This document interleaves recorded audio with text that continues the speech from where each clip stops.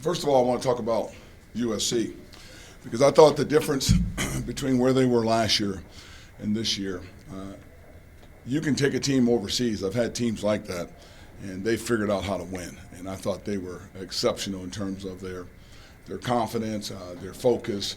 We've seen them on tape a lot. They played with tremendous freedom and poise in that transition game, and we knew that was the number one thing we needed to stop. I don't think we did a very good job of it. I thought we started the game flat. For whatever reason, I'll take responsibility for that because we certainly talked enough about the energy in the game and playing a team that on the road over New Year's that coming in for practice, get down to bed on a curfew, they get up together, they meet together, they go through walkthroughs. They were locked in and focused in. I didn't think we were very locked in to start the game. I thought the group that ended the first half and certainly started the second half and throughout that second half, we had to go a little bit of small ball, play with a lot of grit, a lot more determination, a lot more fire, a lot more heart, and just a lot more energy. And that makes a difference in the game. They out-energized us and really took the fight to us the first half. I thought we did a much better job the second half, but we ran out of gas, ran out of steam, ran out of time. Is that a point you'll make to your starters that some of the rotational players who came in later did bring more energy? What was the first part of that? Is that something you note to the starters, that the rotational guys came in and were able to play even with USC?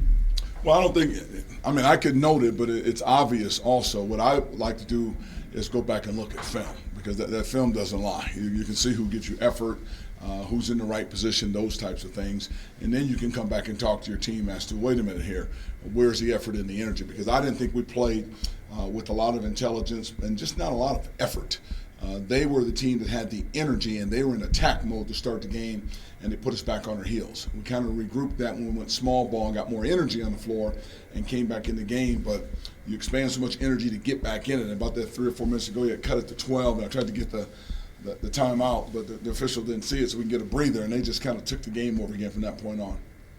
Did they play with maybe more tempo than they did last year? Was there anything else that you didn't see last year from them? I think the biggest thing between them last year and this year, again, is just understanding how to close and how to win games. They were in a lot of close basketball games last year and couldn't quite get over the hump as to how to win. And those games, a lot of those games came down the last 2 or 3 minutes, and they weren't getting blown out. They were losing by 9, 8, 7, or 6 like that. Well, the overseas a year later, they're much more mature, much more confident, and they figured out now how to close and how to continue to play through some situations where we started to come back, and they just took the timeout, came back out, and kept moving again. I just credit that to growth on their part, and they're in a good place right now. They got a good team.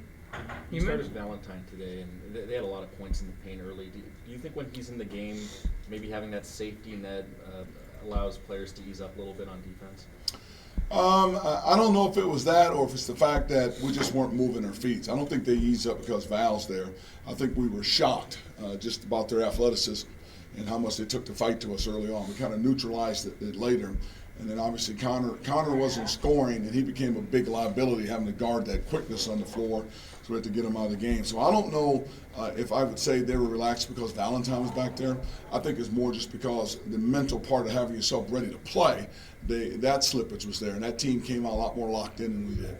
Is that the main reason for their dunks and layups, is just the intelligence and focus like you mentioned? I think they're much more athletic than us. I think they played with much more energy and much more tempo than we did, and therefore they controlled the first half. It looked like a highlight reel out there with some of the plays they had, and we kind of neutralized all that the second half, just getting the group on the floor that played with more energy.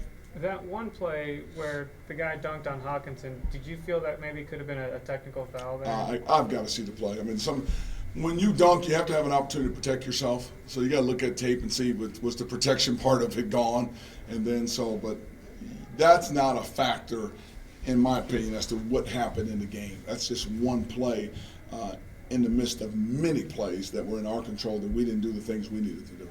In the pursuit of getting more energy next game with such a quick turnaround, do you have a practice? Do you want them out there running, or do you want to rest the guys for UCLA?